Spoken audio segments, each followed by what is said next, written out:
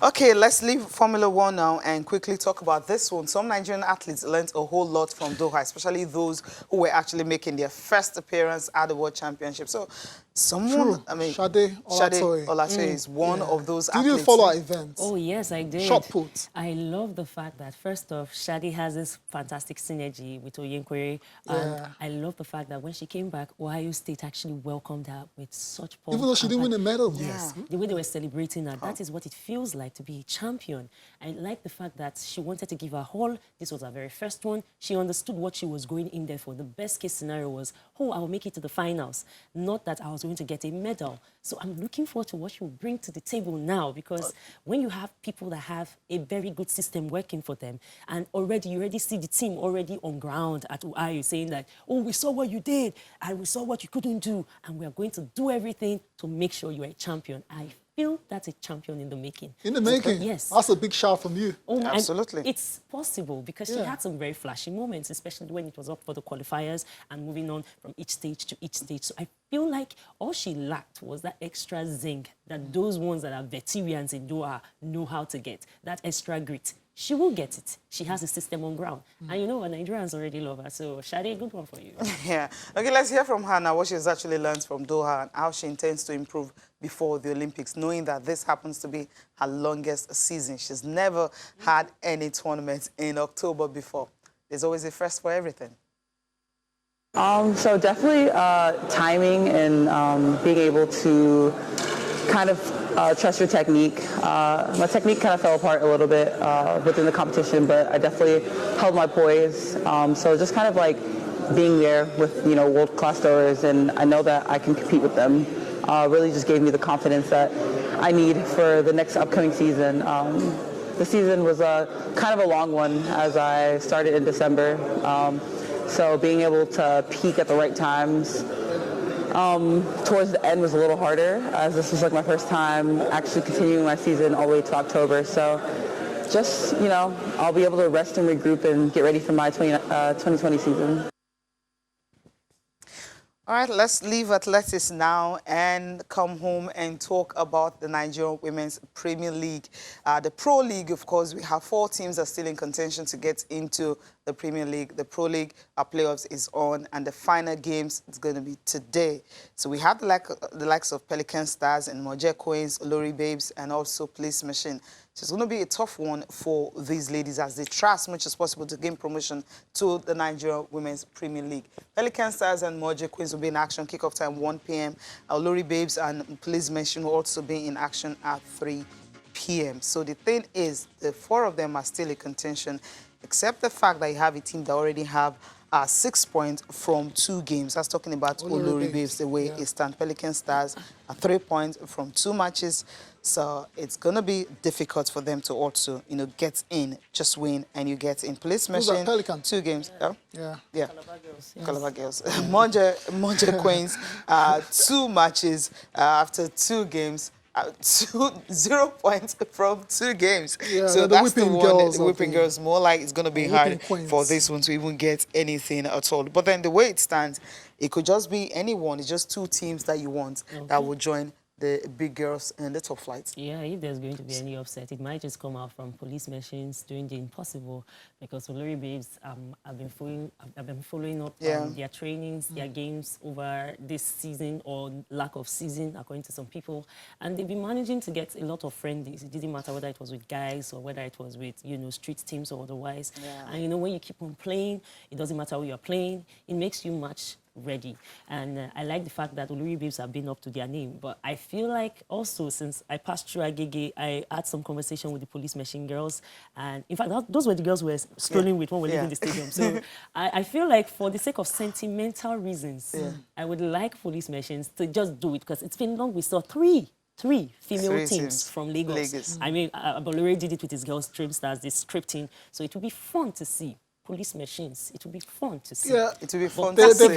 Practically, Olori Babes stand a chance. It will be very difficult. Pelicans might take it away because they have Moje, and Moje is not offering anything. So Pelican Stars could do that. One of the oldest clubs in Nigeria. Yeah, I think Desire even played there. A lot of people in our national team actually started from Pelican Stars. So they could actually bring football back for women back to Calabar soon.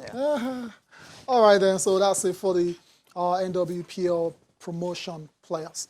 Let's move on to the AFCON now. That's the AMPUTEE AFCON, where the Special Eagles have booked a spot in the final. They took on Tanzania yesterday. That was in the semi-final, and it was a 3-2 win for Nigeria.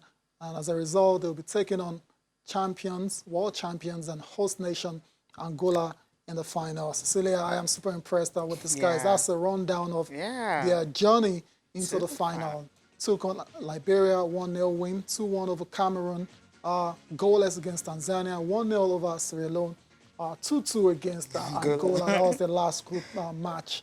So we're going to be seeing a repeat of that one in the final. And these guys are semi-final, it was 3-2. Mightily impressive. Oh, yeah, they are. When I had my scare for them, whether they were going to crash out, was when they played against Cameroon, because the Cameroonians are burly. Yes, it's the Special Eagles and it's the AMPUTEE AFCON, but you know what? Those guys were burly and they were big. They're always burly, regardless. But, you know, the streets are giddy in local parlance that our boys in Surulere used to do, because they train a lot at Surulere. Yeah. So I feel like the street credibility came to life. And my worry now for Angola is the Angolans have seen them. They gave them the best, and now they know everything about our team. But then again, so do we.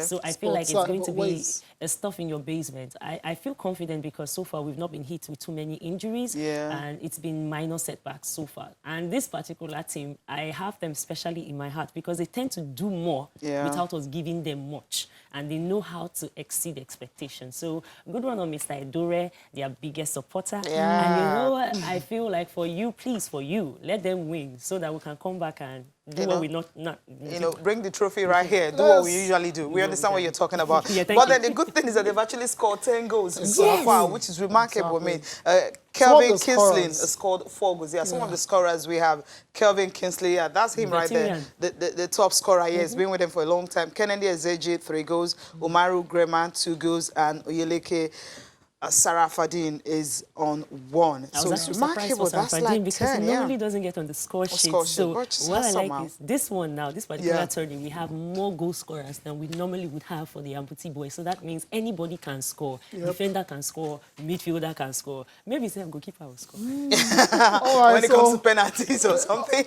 All the best to the AMPUTEE Eagles today against Angola in that final. I mean, whatever the results, I think they have done really, really well. Absolutely. Surpass our expectations. Exactly. Let's go to the Super Eagles now. They're all in Singapore for that prestige international friendly against Brazil. 21 Eagles in camp.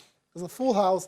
They're all excited. A lot of these players never played Brazil before. Brazil is, one of the iconic national teams of the world, and they're all looking forward to that matchup on Sunday. Tracy, what are you expecting in this game? She has been smiling concerning this one. The Brazilians couldn't score more than 1 against Senegalese. It was a draw. So why are you smiling and laughing? And despite the fact that Neymar made his 100th appearance and all that, it wasn't on the score sheet. So because we can get starstruck a lot when it comes to... it's true. When we play... For yourself or for the boys. These are professionals. Come on. They are professionals, yes. But when it comes to playing teams that have super players, maybe the Portugal, the Argentina and all that, we're like, we beat Argentina, but Messi wasn't there. Oh, we played Messi, but we managed to draw. Oh, but they beat us -1. So, but for this one, good one on them. I know that Etebo won't be able to be in this game. I was hoping that, his solidness in the midfield would help us at least give us some stability or some level. But I feel like this game, we could take a leaf off Senegal's playbook. Because you see, when it comes to the technical side of the football, we will not beat Brazil. But we can draw penalties because now penalty draw expert Mani has shown us that he can do it in Champions League final, he can do it in EPL, and he can do it in Brazil or against Brazil. So we need someone that can draw the fouls. So I'm looking forward to our able wingers that will be able to draw fouls for us. Tracy, you want players to actually go and draw fouls in the box. Interesting. Who are the ones that are going to draw the fouls? So there's been a lot of withdrawals and pulling outs because of injuries and illness and stuff like that. So let's just refresh our memories about the players that are actually in camp now. Uzo Ikechukwezenwa, Maduka Okoye is there as well as Abdullahi Shehu, Chidozie Awazen, William Ekong, Tyron Ebo is back in the side. He wasn't invited initially, but he's back. Let's see if he's going to play for Nigeria. Jamilu Collins, Oluwashemilogo, Ajayi. Those are the defenders. In midfield, Alex Iwobi, Anderson Esiti, Wilfred Ndidi, Joseph Ayodele Aribo, and Ramon Aziz. Last but not the least, the forwards, Victor Osimhen, Moses Simon, Samuel Chukwueze, Efosu Solomon Otabo. That's a very new name Nigerians are not familiar with, but he's got his chance now. We'll see if he's going to play. Paul Onachu, Emmanuel Dennis, and Peter Olayinka. Who can draw a foul here? Victor Osimhen can draw that. Chukwueze can also draw one. We need to go on a break now before we start looking for who's going to draw the foul or not. When we come back, she'll be talking about just take a look at Europe qualifiers and also England, the chances of to see if they can win the World Cup again in Brazil.